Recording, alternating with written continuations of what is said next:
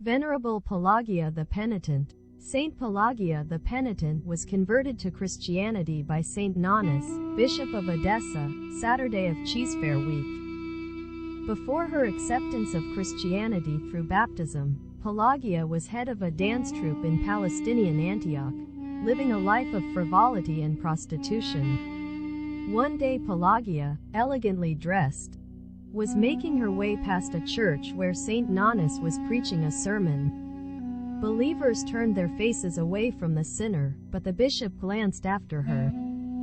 Struck by the outer beauty of Pelagia and having foreseen the spiritual greatness within her, the saint prayed in his cell for a long time to the Lord for the sinner. He told his fellow bishops that the prostitute put them all to shame. He explained that she took great care to adorn her body in order to appear beautiful in the eyes of men. "We take no thought for the adornment of our wretched souls," he said. Saint Pelagia with Saint Nonus on the following day. When Saint Nonus was teaching in the church about the dread Last Judgment and its consequences, Pelagia came. The teaching made a tremendous impression upon her.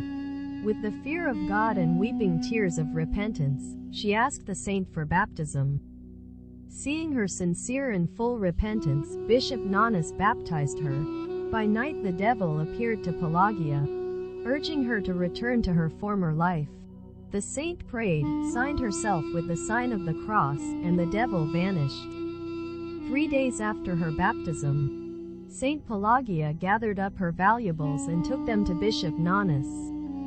The bishop ordered that they be distributed among the poor, saying, "Let this be wisely dispersed, so that these riches gained by sin may become a wealth of righteousness." After this Saint Pelagia journeyed to Jerusalem to the Mount of Olives. She lived there in a cell, disguised as the monk Pelagius, living in ascetic seclusion, and attaining great spiritual gifts. When she died, she was buried in her cell.